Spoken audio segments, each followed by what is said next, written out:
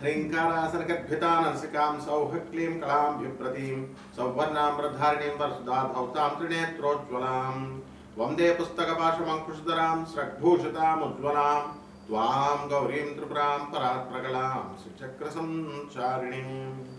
ఓం క్లీం క్లీం కామాఖ్యా క్లీం క్లీం నమః. మనకి కామాఖ్యాదేవి గురించి అంబుబాచి అనేటటువంటి ఉత్సవం మనకి సంవత్సరానికి ఒక్కసారి జరుగుతుందని తెలుసు. అయితే అది ఎప్పుడు జరుగుతుంది అని అంటే మనకి ఆషాఢ మాసం శుక్లపక్షం సప్తమి నుంచి ఏకాదశి తిథుల్లో జరుగుతుంది. అయితే అమ్మవారు ప్రతి నెల కూడా రజస్వల అవుతుంది, మనకి బహిష్ట అవుతుంది. అయితే సంవత్సరానికి ఒక్కసారి మాత్రమే మనం ఆ టెంపుల్ అథారిటీస్ వాళ్ళు ఫంక్షన్ చేస్తారు. అది ఎప్పుడు అంటే ఈ యొక్క ఆషాఢ శుద్ధ సప్తమి నుంచి ఏకాదశి తిథి వరకు.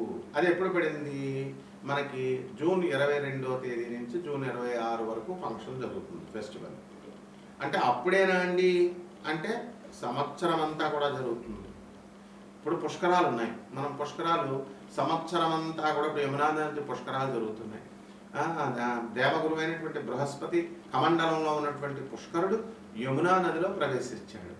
ఇక్కడ కర్కాటక రాశి, గురుడు కర్కాటక రాశిలోకి వచ్చినప్పుడు అప్పుడు సంవత్సరం అంతా కూడా పుష్కరాలే. కాకపోతే ఆ ఘాట్లు లోతుగా ఉంటాయి, మీకు నీళ్ళు ఎక్కడ చేయాలో తెలియదు. కాబట్టి ప్రభుత్వం ఏం చేస్తుందంటే మొదటి 11 రోజుల్ని ఆది పుష్కరాలని, ఆఖరి 11 రోజుల్ని అంత్య పుష్కరాలని చెప్పేసి జరుగుతుంది. మిగతా రోజంతా స్నానం చేయొచ్చు.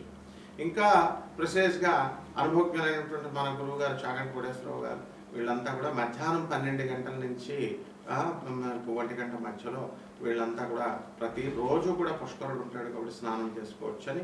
అలాగే కాశీలో కూడా మణికర్ణిక ఘాట్లో ప్రతిరోజు కూడా, ఇంకా ఈ సంవత్సరం ఆ సంవత్సరం లేదు, ప్రతిరోజు కూడా 12 నుంచి మనకి కొన్ని గడియల పాటు 1 గంట వరకు మీరు స్నానం చేసుకోవచ్చు అని చెప్పారు.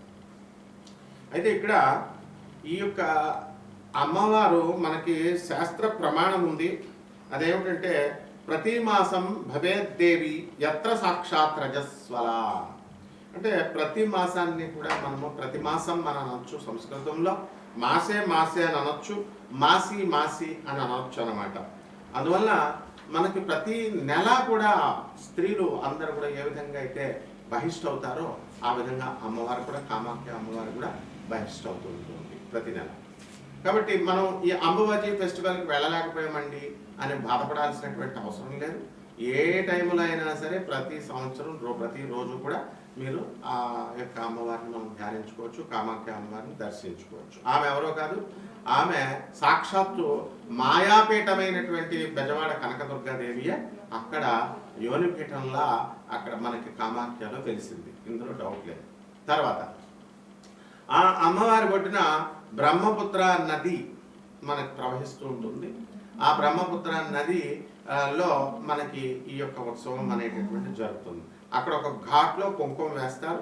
కుంకుమ వేసి అమ్మవారి మిగిలిపోయినటువంటి ఈ యొక్క పూలు పుష్పాలు కుంకుమ వేయడం వల్ల ఆ వాటర్ అనేటటువంటి ఎర్రగా అక్కడ మాత్రమే ఉంటుంది. దాన్ని పట్టుకొని వీళ్ళందరూ కూడా బ్రహ్మపుత్ర అనేది ఈనిందా అని ఎర్రగా ఉంటుంది అని చెప్పేసి పుకార్లు లేపారు.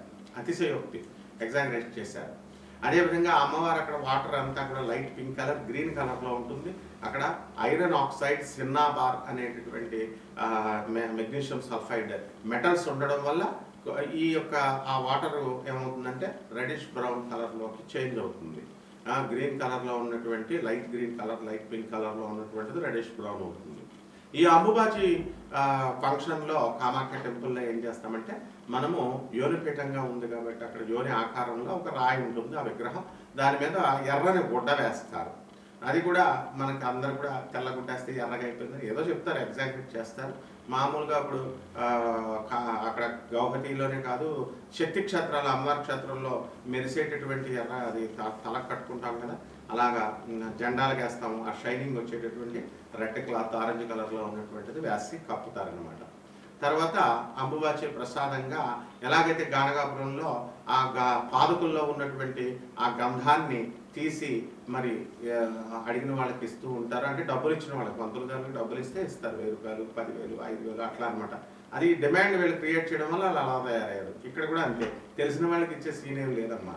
అక్కడ ఎవరైతే డబ్బులు కడుతూ ఉంటారో వాళ్ళకి ఇస్తూ ఉంటారు అనమాట. కాబట్టి అక్కడ అదేమీ అవసరం లేదు మీకు. అంబుబాచి అమ్మవారి ఎప్పుడు కూడా బ్రహ్మపుత్ర అనేది బ్రహ్మదేవుడు అక్కడ సృష్టించాడు. ఆ వాటర్ అక్కడ ఒక స్ప్రింగ్ ఉంటుంది, అంటే వాటర్ ధార, నీటి ధార అంబుబాచి అమ్మవారి కామాఖ్య టెంపుల్ లోపల అది ఆ యోనిపీఠం మీదగా స్రవిస్తూ ఉంటుంది, ప్రవహిస్తూ ఉంటుంది. ఆ వాటర్ని కొంచెం తీర్థం కింద మనం తాగుతాము. అక్కడ కామాఖ్య టెంపుల్లో 64 యోగిని గణాలు, తర్వాత 18 శక్తి పీఠాల దేవతలు, మొత్తం సమస్త శక్తులు అందరూ కూడా ఉన్నారు. దశమహావిద్యల అధిష్టాత్రులైనటువంటి తార, మహాకాళి, చిన్నమస్త, త్రిపుర భైరవి, బగలాముఖి, తర్వాత రాజశ్యామల అంటే మాతంగి, తర్వాత భువనేశ్వరి, కమలాత్మిక, ధూమావతి అండ్ షోడసి లలిత అమ్మవార్లు అందరూ కూడా అక్కడ ఉంటారు. ఆ టెంపుల్ నుంచి ఒక 8 కిలోమీటర్ల దూరంలో భువనేశ్వరి అమ్మవారు ఉంటారు. కాబట్టి సాధన చేయాలనుకునేటటువంటి వాళ్ళు అక్కడికి వెళ్ళి దర్శించుకుంటూ ఉంటారు, అక్కడ ధ్యానంలో చేసి వస్తూ ఉంటారు అనమాట. కాబట్టి ఇక్కడ మనకి ఈ అమ్మవారి గురించి ఏం చెప్తారు, పుష్కరాల్లో ఏ విధంగా అయితే మనకి ఇప్పుడు మాది గోదావరి, రాజమండ్రి గోదావరి పుష్కరాల్లో ఆ సంవత్సరం అంతా కూడా మేము పెళ్లిళ్ళు చేయం, ఆ నది ప్రవహించాడు. అలాగే మేము బెజవాడలో పెరిగాం, బెజవాడ కనకదుర్గ దేవస్థానం గురువుల దగ్గర, మన దత్తాత్రేయ శర్మ గారి దగ్గర మేము చదువుకున్నాం. కాబట్టి మరి అక్కడ ఆ కృష్ణానది ఒడ్డున మరి అక్కడ కూడా కృష్ణా పుష్కరాలు జరిగినప్పుడు పెళ్లిళ్ళు చేయం, ఆ నది ఒడ్డున ఉన్నటువంటి వాళ్ళు శుభకార్యాలు చేయరు పుష్కరాల్లో. అదేవిధంగా ఈ అంబుబాచి ఫంక్షన్ జరుగుతున్నప్పుడు మనం ఏం జరుగుతుంది అని అంటే, పురాణాల్లో చెప్పబడినటువంటి సూక్తి మనకి అంబుబాచి త్యాగదినే గృహారంభే ప్రవేశనే గృహేచ ఏమంటాడు వాపి తటాకారంభేచ గృహేచ కృషి కర్మణి, అంటే ఈ పనులు చేయకూడదని చెప్తోంది. ఏమిటా పనులు? అంబుబాచి అన్న అంటే రవీంద్రనాథ్ ఠాగూర్ అనడానికి బెంగాల్లో రవీంద్రనాథ్ బావలుగుతారు, బాబలు రవీంద్రనాథ్ ఠాగూర్ అని. అలాగే అంబుబాచి అయితే అంబుబాచి అంటారు. కాబట్టి అంబుబాచి త్యాగదినే ఏమిటి, ఆ రోజుల్లో ఏం వదిలేయాలట? గృహారంభే, గృహాలు కొత్తగా గృహ ప్రవేశాలు చేయకూడదు. ప్రవేశనే, తర్వాత వాపి తటాకాలు, ఈ నూతులు తవ్వించడాలు, ఇలాంటి సరస్సులు వేయడాలు, ఇలాంటి అన్నీ కూడా ఆరంభాలన్నీ కూడా చేయకూడదు. కొత్త నూతన గృహ ప్రవేశాలు చేయకూడదు. కృషి కర్మని, వ్యవసాయం చేసేటటువంటి రైతులు కూడా ఈ పనులు మానేసుకోవాలి అని చెప్పారు. బాగుంది. అయితే కామాఖ్య పండుగ, కామాఖ్య టెంపుల్ అసలు ఎందుకు ఆవిర్భవించిందండి? ఎందువలన అంటే అప్పుడు జనరల్గా మనము ఈ ఆడవాళ్ళు ప్రతి నెల కూడా బహిష్టులు ఉంటారు. అది కొంచెం దూరంగా కూర్చోండి అని అంటారు, ముట్టుకోకుండా కూర్చోండి, బయట కూర్చోండి అంటారు. కారణం ఏంటంటే రెస్ట్ ఇవ్వాలనేటువంటి ఉద్దేశంతో వీళ్ళ వంటగదిలోకి వెళ్ళొద్దు అంటారు, వంట చేయొద్దు అంటారు, వంట ముట్టుకోవద్దు అంటారు. ఈ పనులు ఏమి ముట్టుకోవద్దమ్మా అంటే ఏంటి, నువ్వు వెళ్ళి ఒక మూల రెస్ట్ తీసుకో. ఎందుకంటే ఇక్కడ హార్మోనల్ ఇంబ్యాలెన్స్ వల్ల మీకు ఈ యొక్క సమస్యలు అనేటటువంటివి వస్తాయి. ఇది ఋతుక్రమం, ఇది సృష్టి రహస్యము. దానివలన మళ్ళీ నెక్స్ట్కి ప్యూబర్టీ అండ్ ఫెర్టిలిటీకి, సంతానోత్పత్తి చేసేటటువంటి శక్తి పుంజుకుంటుంది. కాబట్టి ఆ గర్భాశయం, అందువలన రెస్ట్ తీసుకోమ్మా అంటారు. And goddess Kamakhya is the very form of earth. అందువలన ఆమె భూరూపంలో ఉన్నటువంటి భూదేవి కాబట్టి ఆ భూమికి మనం రెస్ట్ పీరియడ్ ఇవ్వాలన్నమాట. అందుకనే ఈ కార్యక్రమాలన్నీ కూడా వ్యవసాయం, దున్నడాలు ఇలాంటివన్నీ కూడా చేద్దు, గోతులు తవ్వడాలని చెప్పాం. అలాగే ఈ యొక్క రజస్వలాన్ని అది మనం రెస్పెక్ట్ ఇస్తున్నారు అనేటటువంటి భావంతో మనం ఉంటాము. No, it is honour. అప్పుడు ఆ కామాఖ్య అమ్మవారికి స్త్రీ యొక్క బహిష్ఠవడం అనేటటువంటిది గౌరవప్రదమైనటువంటి పని, పవిత్రమైనటువంటి క్రియ అనేటటువంటి దాన్ని చెప్పడం కోసమే ఈ అంబుబాచి అనేటటువంటి ఫెస్టివల్ని మనం కామాఖ్య టెంపుల్లో జరుపుతాం అన్నమాట. ఆ తర్వాత ఈ యొక్క కామాఖ్య అమ్మవారి యొక్క, ఇప్పుడు వాళ్ళంతా ఎగ్జాగరేట్ చేసి చెప్తున్నారు, ఈ టెంపుల్కి వెళ్తే అసలు ఇంకా 18 శక్తి పురాణాల్లో చెప్పేశారు. 18 శక్తి పీఠాల కంటే అత్యంత శక్తివంతమైనటువంటిది అవి ఏమీ కావు. 18 శక్తి పీఠాలు అన్నీ కూడా ఈక్వల్. అండ్ ఈ యొక్క 18 శక్తి పీఠాలు అన్నీ కూడా అన్నింటికి మూలపీఠము, మాయాపీఠము బెజవాడ కనకదుర్గమ్మ దేవస్థానం. కాబట్టి అందువల్లనే ఆమె నుంచి ఈ 18 శక్తి పీఠాలైనా, ఈ కామాఖ్య అమ్మవార్లైనా, మొత్తం దశమహావిద్యలన్నీ కూడా ఆవిర్భవించారు. ఆమె ఆది పరాశక్తి. అమ్మల గన్న ఎమ్మ ముగ్గురమ్మల మూల పుటమ్మ, చాలా పెద్దమ్మ సురారులమ్మ, వేల్పుటమ్మల మనంబల నుండెడి అమ్మ దుర్గ మాయమ్మ, కృపాబ్ధినిచ్యుత మహత్వ కవిత్వ పటుత్వ సంపదల్ అని పోతనామాక్షులు అమ్మల్నే కన్నా అమ్మ అమ్మ జగన్మాత తల్లి నువ్వు దుర్గా అని ప్రార్థిస్తాడు. అదేవిధంగా ఈ యొక్క మనకి బెజవాడ ఇంద్రకీలాద్రి పర్వతం మీద వెలిసింది కృతయుగం అన్నట్టు. అప్పుడు ఆ అర్జునుడు మనకి అక్కడి నుంచి పాశుపతాస్త్రాన్ని తెచ్చుకున్నాడు ఆ కొండ మీద. కాబట్టి ఆ బెజవాడ కనకదుర్గమ్మ దేవస్థానం ఎలాంటిదో, ఈ శ్రీశైలం అమ్మవారు భ్రమరాంబ ఎలాగో, కాళహస్తి జ్ఞానప్రసూనాంబకి ఎలాగో, అష్టాదశ శక్తిపీఠాల దేవతలు ఎలాగో, ఈ యొక్క కామాఖ్య అమ్మవారు కూడా అంతే శక్తివంతమైనటువంటి ఆమె అక్కడ వెలిసింది. కాబట్టి ఈ పీఠం ఎక్కువ ఆ పీఠం తక్కువ అనేది మనం చెప్పుకోకూడదు. అట్లాగా డిస్క్రిమినేట్ చేయకూడదు. ఇది కూడా ఎగ్జాగరేషన్ అవుతుంది. కాబట్టి శాస్త్రం ఏం చెప్తుంది, మాయాపీఠం అది అమ్మవారు. జ్ఞాననామ చేతాంశ దేవి భగవతి సా బలాద కృష్య మహాయ మహామాయా ప్రయోక్షతి అని చెప్పి జ్ఞానులు సైతం మాయలో పడేస్తారంటుంది. యా దేవి సర్వభూతేషు మాయారూపేణ సంస్థిత నమస్తస్యే నమస్తస్యే నమస్తస్యే నమో నమః అన్నారు. మాయ రూపంలో ఉన్నటువంటి ఆ శక్తి నుంచి సృష్టించబడినయే ఈ అష్టాదశ శక్తిపీఠాలు.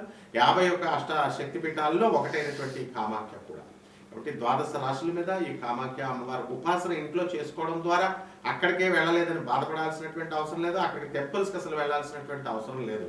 అందరూ కూడా ఏంటంటే ఎంకరేజ్ చేసేస్తున్నారు, టెంపుల్స్కి వెళ్ళండి. అప్పుడు ఆ మధ్య అరుణాచలాన్ని ఎంకరేజ్ చేశారు, అంతకుముందు షిర్డీని ఎంకరేజ్ చేశారు, ఆ తర్వాత కాశీని మించింది లేదన్నారు. అంటే సంవత్సరానికి ఒక టెంపుల్ ఫేమస్ అవుతూ ఉంటుందా? వీళ్ళ పర్పస్లు చెప్పేటటువంటి వాళ్ళ పర్పస్లు సర్వ్ అయినప్పుడు వ్యూస్ మీరు బాగా చూస్తూ ఉంటారు కాబట్టి వేరే దేవస్థానం గురించి చెప్తూ ఉంటారు. కాబట్టి దేవాలయాలకు వెళ్ళాల్సినటువంటి అవసరం లేదు. ఆ విగ్రహం అనేటటువంటిది ప్రతిబింబం అనమాట. ఆ దేవతకి ప్రతిబింబం ఇంట్లో చేసుకోండి. 12 శక్తిపీఠాలన్నింటికి కూడా 12 రాశుల వారు ఏ విధంగా ప్రభావితం చేస్తాయి అష్టాదశ శక్తిపీఠాలు, ఈ కామాఖ్య టెంపుల్ అనేటటువంటిది మనం ఒక్కొక్క రాశి వారిగా చెప్పుకుందాం. ధనుస్సు రాశి. ఈ ధనుస్సు రాశి వారికి అందరికీ కూడా అర్ధాష్టమంలో ఉన్నటువంటి శని మరి జూలై 27వ తేదీ 2026 సంవత్సరం దాటిన తర్వాత మనకి ఇక్కడ వక్రించడం జరిగింది. ఆ కారణంగా ప్రతి పని కూడా ఈ ధనుస్సు రాశి వారికి అందరికీ కూడా కొంచెం 1-2 సార్లు ప్రయత్నించాల్సినటువంటి అవసరం ఉంది. కొంచెం లేట్గా జరగడం వల్ల మీకు కాస్త నిరాశ నిస్పృహ అనేటటువంటిది రావడానికి అవకాశాలు ఉంటాయి. అయితే అంబుబాచి ఉత్సవం కామాఖ్య టెంపుల్ దాటిన తర్వాత నుంచి మీకు మీ జాతకాల్లో పెను మార్పులు అనేటటువంటివి కనబడుతున్నాయి.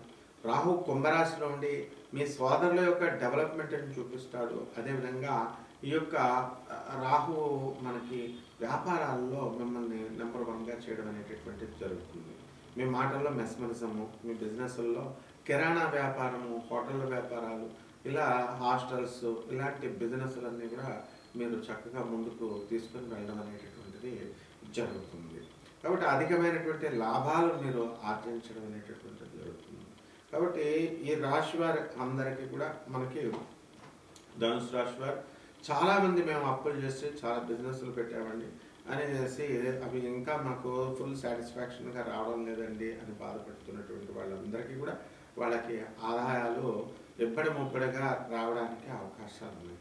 అయితే ఈ యొక్క గురుడు మనకి అష్టమ స్థితిగతుడై ఉన్నాడు.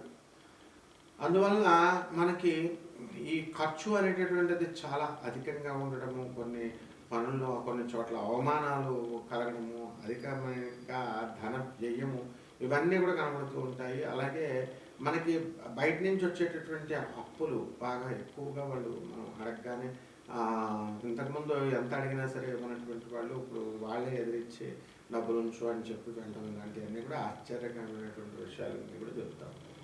అయితే ఈ యొక్క రబీ మనకి చక్కగా మనకి జూలై 16 నుంచి కర్కాటక రాశిలో ఉన్న కారణంగా ప్రభుత్వాల నుంచి సంబంధించినటువంటి పనులన్నీ కూడా కొంచెం లేటుగా అవడము, పర్మిషన్స్ రావడము, బిల్డర్స్కి అయితే రియల్ ఎస్టేట్ వ్యాపారస్తులకి ఇవన్నీ కూడా ఉండడం అనేటటువంటివి జరుగుతాయి. అయితే క్రమేపీ ఈ యొక్క గురు బలము వలన కాస్త ఇంప్రూవ్మెంట్ అనేటటువంటిది జరుగుతుంది. లోపల మనకి శుక్రుడు చక్కగా భాగ్యంలోకి వచ్చేసాడు. అందువలన శుక్రుడు జూలై 4 తర్వాత నుంచి మీకు శుభప్రదమైనటువంటి ఫలితాలు ఇవ్వడం జరుగుతుంది. అలాగే స్త్రీలతో కాస్త విరోధము, అలా ఈ యొక్క ఛాదస్తము ఇలాంటివన్నీ కూడా ఉన్నప్పటికీ కూడా బ్రహ్మాండంగా ఉంది. రాజకీయ నాయకులు కొత్త పదవులు మెరుగు పొందడానికి అవకాశాలు ఉన్నాయి. సినిమా యాక్టర్లు మంచిగా ధన సంపాదన అవకాశాలు చేజించుకోవడం ఇలాంటివన్నీ కూడా చేస్తారు. పరిహారాల దగ్గరికి వచ్చేసరికి ఈ యొక్క శనికి చేసుకోండి, శని జపం చేసుకోండి, శని స్తోత్రాలు చదవండి, శనికి కిలోంపావు నల్ల నువ్వుల్ని నల్లని వస్త్రాలను ఇచ్చి పేద బ్రాహ్మణకి శనివారం నాడు కరెక్ట్గా ఉదయం 8 గంటలకి దానం చేసుకోండి. అలాగే దశమహావిద్యల్లో ఒకటైనటువంటి మహాకాళి అమ్మవారి యొక్క మంత్ర జపాన్ని మీరు చేసుకోవాల్సినటువంటి అవసరం ఉంది. అలాగే చక్కగా మీ యొక్క రావి చెట్టును మీ ఇంట్లో పెంచండి. రావి చెట్టును తులసి చెట్టుకు పూజ చేసినట్టుగా నీళ్లు పోస్తూ రోజు పూజ చేయండి. బ్రహ్మాండంగా శుభమస్తు.